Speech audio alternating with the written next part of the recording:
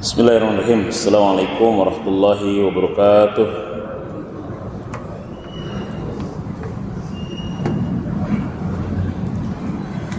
Mari kita awali kajian kita dan baca basmalah.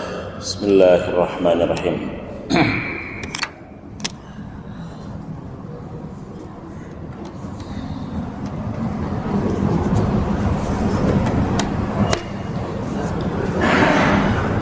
Bismillah, alhamdulillah, salatu wassalamu ala rasulillah Nabiyina Muhammad bin Abdillah. La hawla wa la quwata illa billah, amma ba'du. Rabbi israh li sadri wa yassir amri wahlul 'uqdatam min lisani yafqahu qawli. Rabbana arinal haqqa haqqan warzuqna ittiba'ah wa arinal batila batila warzuqna istinabah. Qala Allah Ta'ala fi ayatil karim, a'udzu billahi minasyaitonir rajim. Bismillahirrahmanirrahim.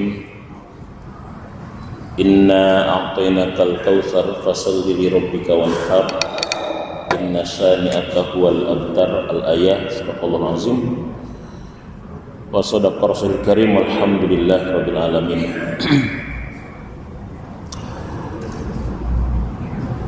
Hadirin bapak-bapak, ibu-ibu jamaah Masjid Al-Hidayah yang mudah-mudahan senantiasa dirahmati, diberkahi oleh Allah Subhanahu wa taala.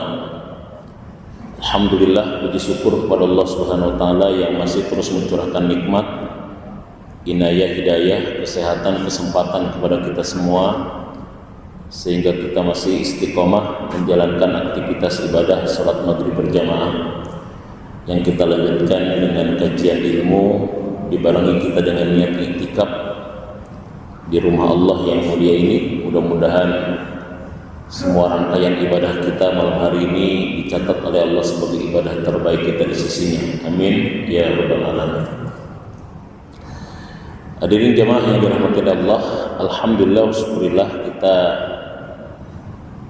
pada kesempatan malam hari ini sudah berada di hari yang ke-15 atau 16 di bulan Zulqa'dah ya. Kurang lebih berarti tinggal 15 hari atau 16 hari lagi kita akan memasuki bulan Dzulhijjah, bulan dimana kita akan kembali menjalankan aktivitas ibadah kita setelah kita ibadah di bulan Ramadan, di bulan Syawal. Kemudian kita akan diperintahkan kembali oleh Allah untuk beribadah, karena memang begitulah sebagai orang beriman yang kita diciptakan oleh Allah untuk ibadah. Lepas dari satu ibadah, selesai dari satu ibadah, kita menuju ibadah yang lain. Fa idza faragta fansab wa ila rabbika farghab. Bahkan Ibnu Rajab Al-Hambali itu pernah ditanya sama muridnya terkait dengan indikator kalau ibadah kita itu diterima oleh Allah itu seperti apa. Kita kan nggak tahu nih, apakah sedekah kita diterima atau tidak, apakah sholat kita diterima atau tidak. Ada seseorang yang bertanya kepada Ibnu Rajab, kira-kira indikator kalau ibadah kita diterima itu seperti apa? Kalau ibadah kita itu ternyata dibalas oleh Allah itu seperti apa? Jawaban Ibnu Rajab apa? Kata Ibnu Rajab Al-Hambali adalah sawabul hasanah al-hasanatu ba'dah, bahwa balasan dari kebaikan yang konkret itu adalah kebaikan setelah kebaikan. Jadi kalau kita ingin tahu apakah Ramadan kita diterima atau tidak oleh Allah, kira-kira setelah Ramadan itu kita masih melakukan kebaikan-kebaikan di Ramadan atau tidak? Kalau misalkan kita ingin tahu kalau ibadah kita ternyata diterima atau tidak, ada nggak kontinuitas kebaikan kita setelah melakukan kebaikan itu? Begitu kata Ibnu Rajab. Nah, oleh karena itu, maka dalam kesempatan ini ya kita akan bahas tentang ibadah setelah ibadah, yakni kita masuk bulan Dzulqa'dah, masuk bulan Dzulhijjah. Ada ibadah yang luar biasa. Nah, sebelum masuk kita kepada fikih kurban, secara amaliyah ya, dalam tinjauan fikih ibadah itu terbagi tiga. Satu ada ibadah qalbiyah, ibadah hati. Ibadah apa Pak? Ibadah qalbiyah, ibadah hati. Ibadah qalbiyah ini kelihatannya memang enggak ngapa-ngapain, tapi pahalanya gede. Ya, seperti halnya sabar, syukur, ridho, ikhlas, itu ibadah hati. Makanya saya ingin mengajarkan kepada bapak-bapak, bapak ibu kagak ngapa-ngapain, tapi pahalanya bisa bertambah terus, dosa bisa berkurang terus. Mau nggak Pak kira-kira saya ajarin? Padahal nggak ngapa-ngapain, mau nggak kira-kira? Hah? Nggak ngerjain apa-apa, pahala nambah terus, dosa berkurang terus. Mau nggak Pak kira-kira Pak? Mau dikerjain nggak kira-kira? Mau, orang nggak ngapa-ngapain gitu ya? Iya Pak, kita nggak perlu ngapa-ngapain, tapi pahala kita tiap hari nambah terus, dosa kita berkurang terus. Padahal kita nggak ngapa-ngapain, diem aja. Apa itu? Diem ketika difitnah, digibahin, dibully, diomongin, cukup diem aja. Kira-kira pahalanya kita nambah nggak kira-kira? Dosa kita ngurangan kagak? Padahal apa, kita diem doang kira-kira. Tapi bisa nggak kira-kira? Jadi ibadah hati itu kayak begitu model. Ya, ridho itu diem Pak, ridho. Istri itu cukup ridho, nggak ngapa-ngapain, pahala nambah, dosa ngurangan terus. Dikasih uang belanja 100.000 ridho, diem. 50.000 ridho. Nggak dikasih uang belanja ridho, diem. Nggak ngapa-ngapain aja bisa berpahala gitu. Itulah ibadah hati namanya. Makanya kita perlu latihan ibadah hati, Pak. Ya, itu namanya ibadah al-qalbiyah, ibadah hati. Tapi walaupun kagak ngapa-ngapain, ibadah hati itu ya berat juga gitu. Makanya ridho, ikhlas, sabar, qanaah itu berat nggak begitu? Berat. Walaupun kagak ngapa-ngapain. Kan? Nah, yang kedua adalah dari sisi amaliyah. Dalam tinjauan fikih ibadah itu ada ibadah jasadiyah, ada ibadah fisik. Ibadah fisik seperti halnya sholat itu ibadah fisik. Makanya sholat nggak perlu pakai duit Pak. Nggak ada alasannya, Bapak kenapa jarang kelihatan di masjid, nggak punya duit saya? Nggak ada alasan. Zikir misalkan dengan lisan kita ibadah fisik, ibadah qauliyah, ibadah fisik. Puasa ibadah fisik secara amaliyahnya ya. Sehingga ketika kita sholat, ketika kita puasa, ketika kita zikir, nggak perlu ada sesuatu yang dikorbankan. Cukup korbankan fisik aja, tenaga aja Pak, sama waktu sedikit kita korbankan. Itu namanya ibadah jasad. Kenapa sholat itu masuk ibadah fisik Pak, yang tidak membutuhkan pengorbanan? Karena begini, makanya Nabi sering katakan gini, as-sholatu imaduddin. Sholat itu tiangnya agama. Tiangnya agama. Faman aqamaha faqad aqamaddin wa man adama faqad hadamaddin. Siapa yang menegakkan sholat, menegakkan agama. Siapa yang meninggalkan sholat, meruntuhkan agama. Jadi kalau saya pakai ilustrasi begini nih, kalau sampai kita sudah tidak sholat, kalau pakai ilustrasi begini, taruhlah ini rukun Islam. Rukun Islam itu ada 5: syahadat, sholat, puasa, zakat, haji. Oke? Ini adalah merupakan agama Islam. Kalau saya bikin ilustrasi, ini adalah agama Islam. Kemudian jari-jari tangan kita taruhlah dia adalah bagian daripada rukun Islam. Yang ibu jari tadi apa? Syahadat. Ini sholat, terus puasa, zakat, haji. Oke. Ini tadi gambaran apa Pak? Gambaran agama. Ini agama itu harus dipeluk. Taruhlah kita namanya pemeluk agama. Makanya pemeluk agama itu harus dipeluk Pak, harus dipeluk, diikat. Kalau misalkan kita tidak haji Pak, agama masih kepegang. Kalau tidak zakat, agama masih kepegang, masih kepeluk. Kalau tidak puasa, agama masih kepegang. Tapi kalau sudah tidak sholat, jatuh. Ya kan? Saya taruh di sini dikit. Contoh aja biar kita ilustrasi. Kalau kita belum haji masih kepegang nggak Pak? Kita nggak zakat masih kepegang nggak? Kita nggak puasa masih kepegang. Tapi kalau kita sudah tidak sholat, jatuh agak. Makanya sholat itu nggak ada yang dikorbankan sebetulnya kecuali waktu, sebentar waktu juga dan fisik doang. Makanya kalau misalkan seseorang sudah tidak sholat, wah kacau itu. Apa yang bisa dia banggakan di hadapan Allah terkait dengan keberagamaannya yang tidak butuh pengorbanan dalam pengertian harta dan yang lainnya, dia sudah tidak. Apalagi nanti kalau dia ada butuh pengorbanan. Itu namanya ibadah jasadiyah. Nah, yang ketiga ada namanya ibadah maliyah. Ibadah maliyah. Apa ibadah maliyah? Satu, zakat, itu harta. Dua, infak, itu ibadah dengan harta. Tiga, wakaf, itu ibadah hartanya. Empat, kurban, itu ibadah hartanya. Ini nggak bisa kita ibadah ini kalau kita tidak punya harta. Makanya kalau kita ngaji fikih Pak, adanya ayat wa atuz zakah dan keluarkan zakat, adanya ayat tentang walillahi ala nasi hijjul bait, ada perintah haji, ada perintah kita untuk berkurban, itu sebetulnya adalah merupakan perintah kita agar bisa cari duit gitu loh. Perintah agar umat Islam ini produktif, agar umat Islam ini tidak malas.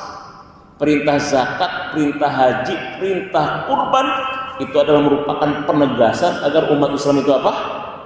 Produktif, enggak malas, rajin, sehingga dia bisa beribadah dengan hartanya. Dalam hadis arba'in nomor berapa tuh? Rasulullah itu pernah didemo Pak, bahasa kitanya didemo sama orang-orang miskin. Kenapa didemo? Ya Rasulullah, dhahaba ahli dusur, ahli kusur wal ujur.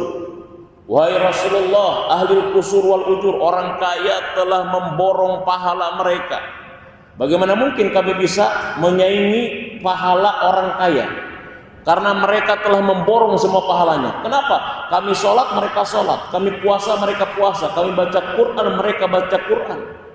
Tapi begitu mereka bersedekah, begitu mereka berinfak, begitu mereka berzakat, begitu mereka berwakaf, begitu mereka berkurban, kami nggak bisa mengapa-ngapain ya Rasulullah. Bagaimana mungkin kami bisa menyaingi orang kaya dalam masalah amal? Jadi dulu di zaman Rasul Pak, orang itu kelihatan kaya dari amalnya, bukan dari penampilannya. Jadi Utsman bin Affan ketahuan kaya sama para sahabat yang lain itu ketika amalnya. Umar bin Khattab ketahuan kaya ketika ngelihat apanya? Amalnya. Abu Bakar kelihatan kaya ketika amalnya.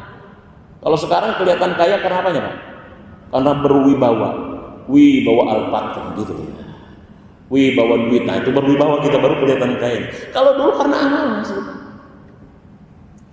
Karena dari sisi penampilan biasanya mereka sama, tapi mereka yang membedakan dari sisi apa? Dari sisi amal. Nah ini ibadah harta. Nah. Makanya ada orang kaya Pak yang masuk surga duluan Pak, gara-gara hartanya itu. Ya, dalam satu riwayat kan ada 4 orang atau 3 orang berebut untuk masuk surga. Ya, ini supaya kita diprologin dulu Pak, supaya kurbannya di Al Hidayah tahun ini banyak gitu kan, membludak gitu loh istilahnya. Itu ada orang berebut masuk surga. Yang pertama haji mabrur karena nggak ada balasan kecuali surga. Yang kedua seorang yang mujahid fisabilillah. Yang ketiga orang alim, seorang ulama yang mengamalkan ilmu, 4 orang. Yang keempat orang kaya yang dermawan. Ini 4 orang ini berebut masuk surga. Jadi ketika dihadapkan mereka dipersilahkan untuk masuk surga. Maka yang datang pertama buru-buru adalah orang yang hajinya mabrur.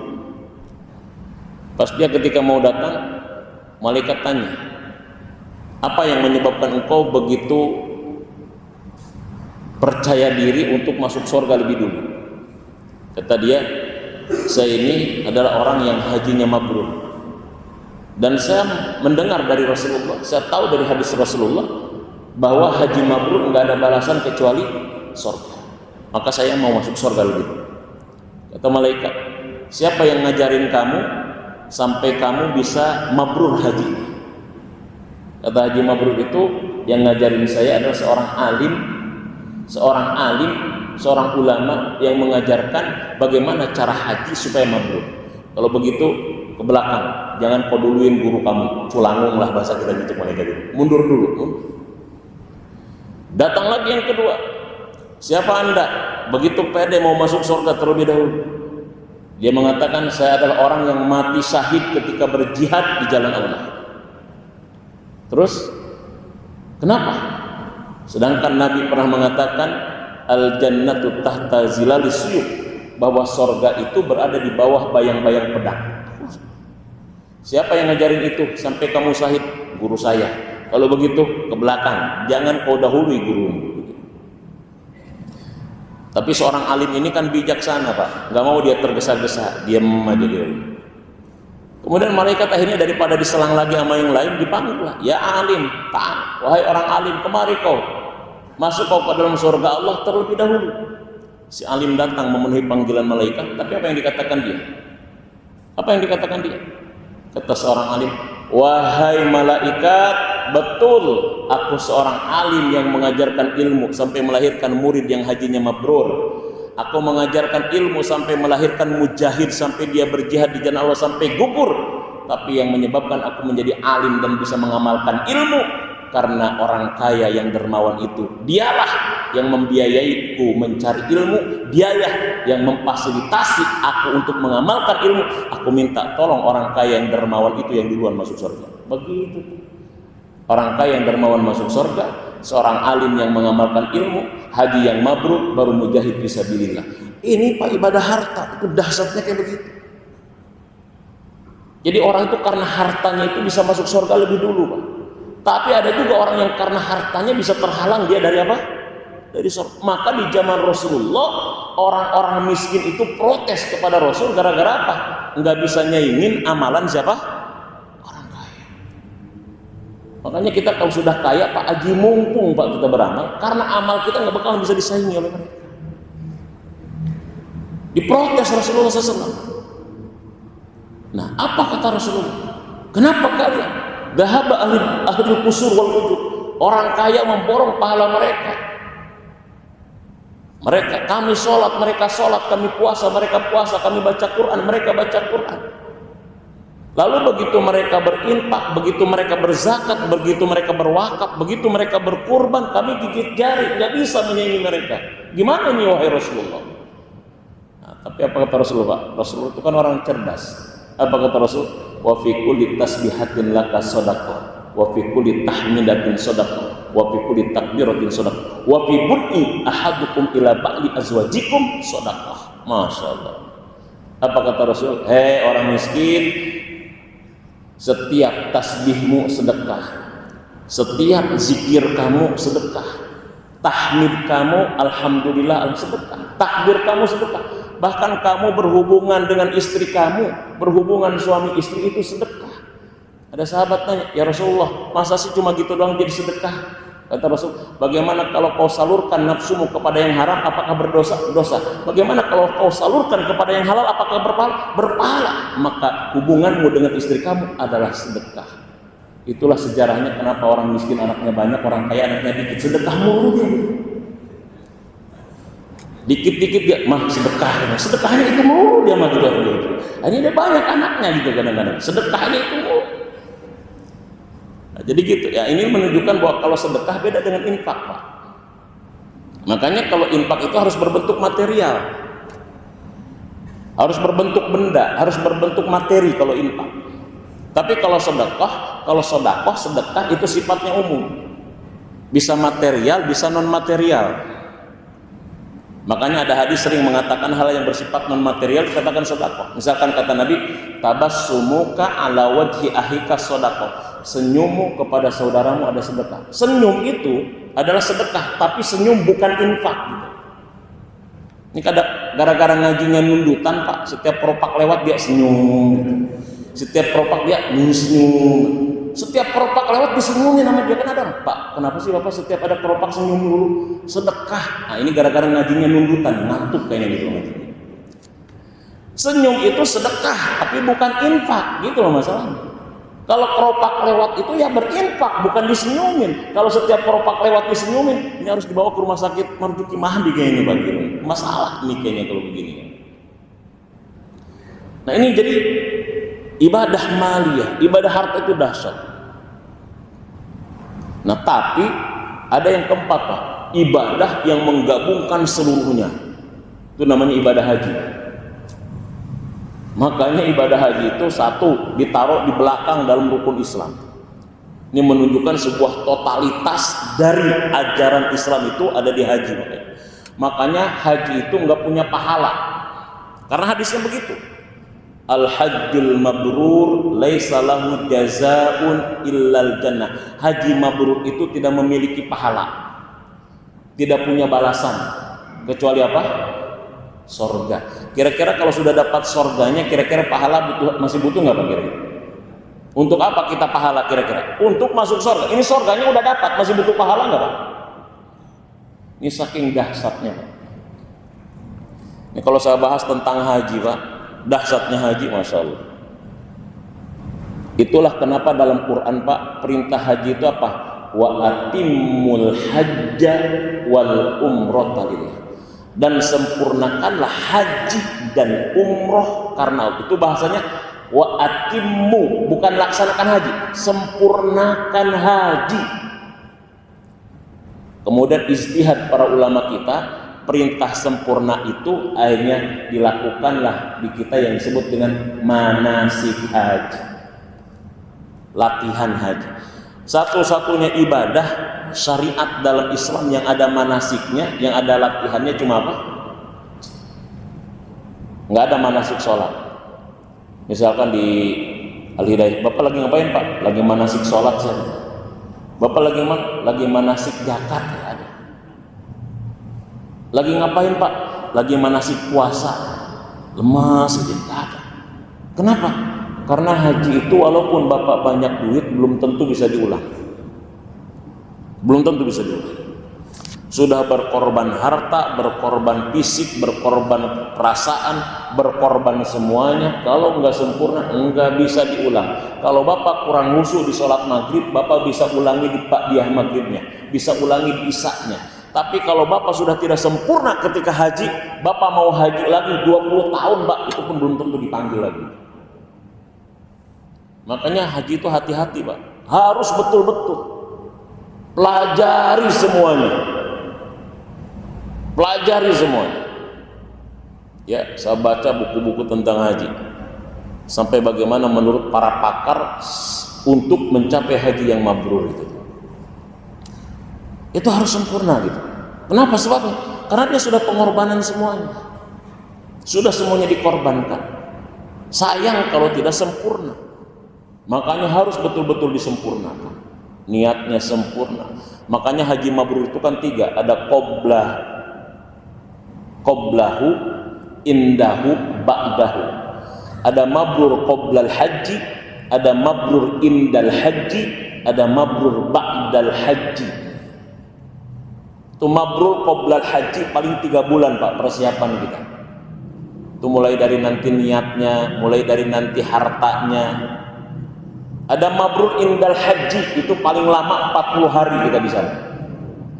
Tapi yang paling berat dan lama itu adalah mabrur ba'dal haji. Seumur hidup kita pertahankan kemabruran. Makanya yang terjaga kemabruran itu kalau selesai dia tawaf, selesai dia wukuf, pas tahalul mati. Nah itu mabrur itu, nggak bakalan salah lagi itu pakai begitu. Habis tahalul innalillahi, nah itu mabrur kayak itu kayaknya. Nggak berbuat salah lagi itu kan. Tapi kita kan pinginnya kan balik dulu ke sini. Nah, hadirin jamaah yang dirahmati oleh Allah Subhanahu wa taala, mari kita di antara ibadah maliyah ini adalah ibadah kurban. Ya. Ini kurban ini dalam hadis Nabi dikatakan man kana lahu sa'ah falam yudhi fala yaqrabanna musallana. Ini nanti kita bahas bagaimana sebetulnya pandangan ulama terkait dengan kalimat sa'ah ya. barang siapa yang memiliki kelapangan harta, maka fala yaqrabanna musallana, maka jangan sekali-kali dia dekati musolah kami. Ya, coba kita lihat apa yang disebut dengan ini. Maaf saya tadi, karena tadi di WA-nya Ustaz kalau bisa pakai PowerPoint, jadi saya bikin PowerPoint jam 5 tadi, makanya kalau berantakan mohon maaf. Karena saya sebetulnya tadinya nggak mau bikin PowerPoint, tadi ada pesan dari Pak Imam, ya, saya bikin pakai kitab saja tadi. Ini yang disebut dengan sa'ah, Pak. Ini kira-kira kita masuk semuanya kepada orang yang harus berkurban atau tidak sebetulnya? Ya, itu yang dimaksud dengan sa'ah, kelapangan itu seperti apa sih? Kata mazhab Hanafi, yang disebut dengan sa'ah itu memiliki nisab zakat di luar kebutuhan sandang, pangan, dan papan keluarganya. Itu yang disebut dengan sa'ah. Jadi kalau misalkan pada saat itu dia memiliki harta senisab zakat, maka dia tetap, bahkan kalau kata Imam Abu Hanifah ini wajib. Nanti kita lihat masalahnya hukum-hukum terkait ini menurut 4 mazhab ya. Karena saya akan ngajinya fikih muqaranah ya. Jadi kalau misalkan bapak pada saat itu adalah sa'ah, memiliki kelapangan rizki sebanyak nisab zakat, ya, maka bapak termasuk orang yang terkena wajib apa? Zakat. Wajib kalau menurut Imam Abu Hanifah ya. Karena Imam Abu Hanifah ini termasuk orang yang berpendapat bahwa kurban itu adalah wajib bagi siapa? Bagi yang mampu. Nanti di sini ada beberapa hukum kurban ya. Saya bahas yang pertama dulu tentang hadis Nabi tentang kelapangan itu. Ya. Kalau kata Abu Hanifah yang lain apa kata dia? Kata beliau, siapa yang mempunyai kelebihan harta di atas 200 dirham lah ya. Ya, 200 dirham itu kalau satu dirhamnya itu adalah sekitar 2.975 apa ini perak ya dirham. Itu sekitar 7 jutaan, maka dia sudah wajib wajib kurban. Itu namanya sa'ah. Nah, sedangkan mazhab Maliki yang disebut dengan sa'ah itu apa? Kata mazhab Maliki yang disebut dengan sa'ah itu dia memiliki kebutuhan primer, memiliki kebutuhan primer untuk tahun itu, pada saat itu dia termasuk orang yang harus berkurban. Itu sa'ah namanya. Ya. Ya. Kalau kata Imam Syafi'i, kalau dia memiliki harta ataupun duit untuk beli hewan kurban, tapi untuk makan keluarganya ada pada hari itu 10, 11, 12, 13 dia punya uang lebih untuk makan 10, 11, 12, 13. Kemudian dia punya lebihnya untuk beli hewan kurban. Itu termasuk orang yang apa? Sa'ah, memiliki kelapangan. Kira-kira orang BCC ini kira-kira begitu semua nggak Pak kira-kira? Kira-kira? Hah? Orang BCC itu kira-kira satu nyampe nisab nggak pas hari itu kira-kira Pak? Rata-rata kalau kita lihat kira-kira orang BCC ini di tanggal 10, 11, 12, 13, 4 hari itu kira-kira orang BCC ini kira-kira jamaah Al-Hidayah ini dia punya makanan untuk keluarganya nggak hari itu? Ada lebihnya nggak kira-kira untuk beli hewan ternak gitu? Kalau ada, menurut pendapat Abu Hanifah wajib dia sebetulnya berkurban. Ini kalau betul-betul dia memahami kayak begitu, ini kurban di Masjid Al-Hidayah biasanya berapa Pak kira-kira biasanya? Hah? 20 sapinya, kambingnya 50-an. Dari berapa kaum muslimin Pak? Ada nggak kira-kira 400 kakak nggak khusus muslimnya, ada nggak?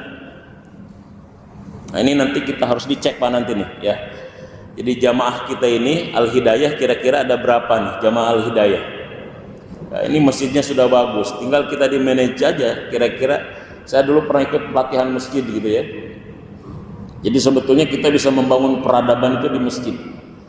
Masjid itu kan paling gampang Pak, paling enak. Ada masjid RW, ada masjid lurah namanya, ada masjid kecamatan, Makanya di kita ada masjid jami, ada masjid besar, ada masjid agung, ada masjid raya, ada masjid istiqlal, ada masjid tingkat RW, masjid tingkat desa, masjid tingkat kecamatan, kelurahan, masjid tingkat kecamatan, masjid tingkat kota, masjid tingkat provinsi, masjid tingkat nasional. Nah, itu kalau misalkan ternyata di data kira-kira berapa jamaah masjid, wah ini bisa tumbuh nanti. Saya pernah ikut rapat dengan Kiai Jajir ya, Kiai Jajir Jogokaryan ya. Jadi saat itu saya diundang, beliau punya cita-cita mau mendirikan namanya Masjid University. Ya, Masjid University. Jadi universitas masjid. Ya, waktu itu saya diminta, coba Ustaz Sukron bikin kurikulumnya gitu, untuk Masjid University. Dia ngomong begini, ini perekonomian kalau dari masjid besar kita itu satu terkait dengan kurban saja. Ini bayangkan kalau misalkan kita sudah bina ini masjid-masjid, ini setiap tahun mereka diajukan kurban, itu kita bisa ternak nanti kambing, ternak nanti sapi, itu diakomodir, itu berapa miliar nanti keuntungan dari kurban kalau kita akomodir dengan baik, luar biasa. Kita kan sekarang kadang-kadang cari kurban juga, kan bukan umat Islam juga yang jualan daging kurban, bukan hewan kurbannya kadang-kadang. Itu masjid university. Belum lagi ketika misalkan kita puasa, mau Idul Fitri, kita diwajibkan untuk zakat fitrah. Zakat fitrah itu kalau misalkan kita diwajibkan zakat fitrah satu kepala, 2,5 kilo misalkan, ada berapa kepala? Wah ini kita bisa memajukan petani, bisa memajukan peternak, dan itu luar biasa. Saya nggak tahu itu keberlanjutannya itu masjid university itu luar biasa. Karena saya itu Jogokaryan itu Pak, saya itu ketika ke sana itu, saya nginep di sana itu adalah ketika masa Covid-19. Di masa Covid saya di sana tidur saya dengan Kiai Jajir. Nginep saya. Nah, pas saat itulah saya tahu pertama kali Jogokaryan bikin BUMN, badan usaha milik masjid. Wih, orang BUMN ini BUMN gitu ya, badan usaha milik masjid. Luar biasa. Jadi ketika yang lain semuanya kolab ketika Covid, dia malah bangkit ketika Covid. Itu luar biasa manajemennya. Ya. Sampai dia punya obsesi begitu, ingin bikin masjid universitas masjid. Nah, jadi itu sa'ah itu begitu, Pak. Jadi man kana lau sa'ah, barang siapa yang memiliki kelapangan harta kemudian dia tidak mau berkorban, maka jangan sekali-kali dia mendekati tempat sholatku. Nah, yang disebut dengan sa'ah itu begitu. Jadi Imam Abu Hanifah mengatakan sa'ah itu adalah apa tadi? Kita memiliki harta sampai nisab untuk zakat pada saat hari kurban itu. Imam Malik mengatakan kalau sudah terpenuhi kebutuhan primer kita. Imam Syafi'i ada untuk makan kita, kebutuhan primer kita untuk 4 hari itu, kemudian kita punya lebih untuk beli hewan kurban, itu termasuk orang yang sa'ah. Jadi kita nanti cek aja, jangan sampai nanti mobilnya Fortuner gitu ya, Pajero, Pajajajajah di jero gitu ya, kurbannya kadang-kadang yang kurus nantinya kambing gitu. Itu pun dia pesan ke panitia, paha depan, paha belakang, sama kepala bawa ke rumah ya. Tunggu dibagiin apanya nanti repot kayak begitu. Ini kita khawatir juga kita kena ancaman daripada hadis Nabi Sallallahu Alaihi Wasallam ini. Nah, jadi begitu.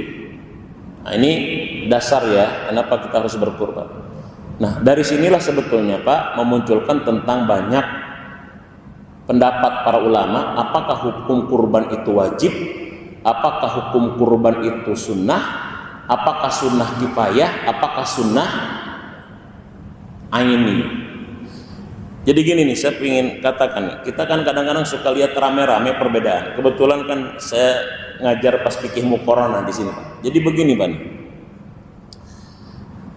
Hadis itu, Pak, hadis Quran itu adalah merupakan sumber ilmu. Itu sumber ilmu. Tapi dia belum menjadi ilmu sebelum dia dipahami. Ini gini, saya tanya ketika Pak, beda nggak antara ilmu dengan informasi? Beda nggak Pak? Beda nggak Pak? Beda nggak ilmu dengan informasi? Misalkan gini, ada di luar, Pak, maaf tadi saya telat nih. Kenapa Ustaz? Hujan di Budi Agung, hujan. Pak, di Budi Agung hujan, saya telat. Saya mengatakan di Budi Agung itu hujan, itu ilmu atau informasi, Pak? Informasi. Gimana kira-kira supaya saya menginformasi di Budi Agung itu hujan supaya jadi ilmu, gimana Pak berarti? Diolah dulu. Bener enggak di Budi Agung itu hujan? Yang kedua, apa cirinya saya harus percaya kepada Ustadz kalau di Budi Agung itu betul hujan? Ini yang dimaksud Ustadz hujan kira-kira apa Ustadz?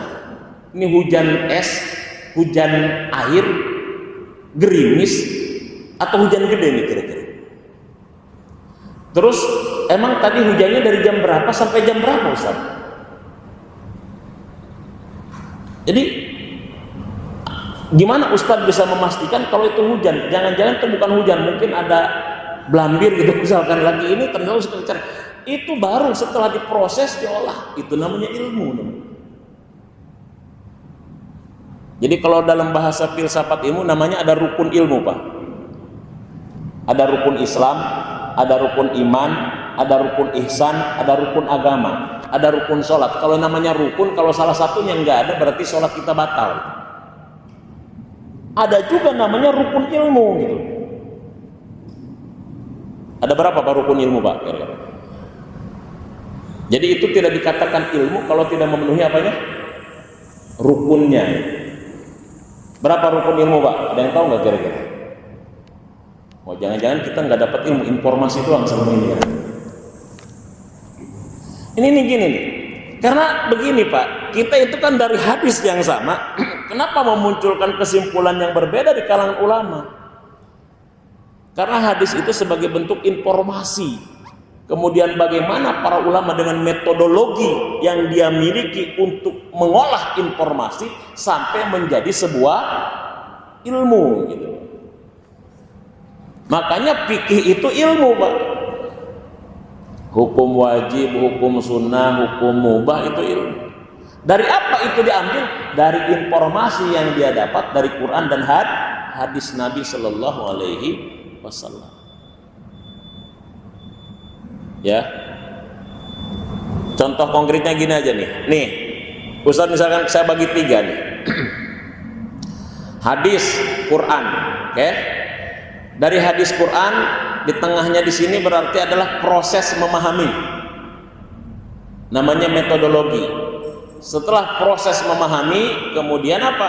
Kemudian kesimpulan. Hadis Quran bahan baku diproses, ini kira-kira kalimatnya seperti apa, sehingga pemahamannya seperti apa. Setelah diproses muncul produknya. Produk ini yang disebut dengan fikih. Wajib, sunnah, haram, mubah, makruh. Ini produk. Dari dalil diproses, dipahami, kemudian muncul produk hukum. Dari dalil ini muncul 3 macam hukum tadi. 1, dari dalil ini ada yang mengatakan kurban itu wajib. 2, dari dalil ini ada yang mengatakan kurban itu sunnah muakkad atau kifayah. 3, dari dalil ini ada yang mengatakan kurban itu sunnah aini. Sampai begitu, Pak. Nah, bagaimana prosesnya sampai memunculkan itu? Nah, ini nanti kita bahas juga, Pak. Nah, tapi sebelum kita ke muqaranahnya ini masih panjang. Waktunya udah mau habis, berapa menit lagi, Pak, kira-kira? Hah? 5 menit lagi? Udah habis? Waduh, ya. Ini harus dilanjutin kayaknya, Pak, ya. Nanti harus dilanjutin. Karena kita belum sampai kepada muqaranahnya nih, sampai ke ponokah. Nah, udah waktu isya ya. Nah, jadi itu kurban. Nah, apa itu kurban? Sedikit saja, Pak, sedikit aja. Kita itu bisa dekat dengan Allah dengan sholat kita. Kita bisa dekat dengan Allah dengan zikir kita. Kita bisa dekat dengan Allah dengan baca Quran kita, dengan puasa kita. Tapi pertanyaannya, kenapa mesti harus berkurban? Kenapa tidak cukup dengan ibadah ritual kita saja atau qalbiyah dan ibadah tadi fisik kita? Nah, ini pengertian kurban. Jadi kurban itu bukan hanya kita dekat dengan Allah, tapi dia mendekatkan. Makanya kalau fi'il mujarradnya kan dari koruba, yakrubu kurban. Kalau fi'il sulasi majidnya daripada koruba atau korroba yukorribu kurbanan. Jadi dia bukan hanya dekat, tapi kurban itu mendekatkan. Jadi kalau misalkan Bapak mau ke Monas, mau ke Jakarta, jalan kaki tetap nyampe, Pak. Pakai motor juga tetap nyampe. Pakai sepeda juga nyampe. Tapi kalau misalkan Bapak pakai mobil, mobilnya Alphard, pakai patwal, supirnya jago, itu nyampenya lebih cepat. Itu bisa 200 km per jam.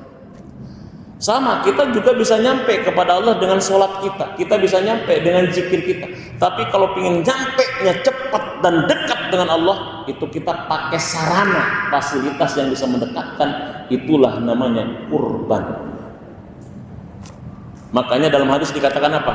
Pahala kurban sampai kepada Allah sebelum darah dari leher hewan yang kita potong menyentuh apa? Itu gimana cepatnya, Pak? Leher dengan tanah itu jaraknya kan dekat banget. Tapi pahalanya dia sampai kepada Allah sebelum darah tetesan pertama menyentuh tanahnya. Itulah namanya korroba yukorribu kurbanan. Mendekatkan, mempercepat, akselerasi untuk semakin kita akrab dekat dengan Allah. Itu dasarnya luar biasa. Insyaallah nanti kita bahas lagi dalam pertemuan yang akan datang. Mudah-mudahan kita diberikan oleh Allah kemampuan untuk melakukan kurban-kurban terbaik kita di tahun ini. Amin ya rabbal alamin. Itu barangkali yang bisa disampaikan. Mohon maaf atas segala kehilapan kekurangan. Billahi taufiq wal hidayah. Assalamualaikum warahmatullahi wabarakatuh.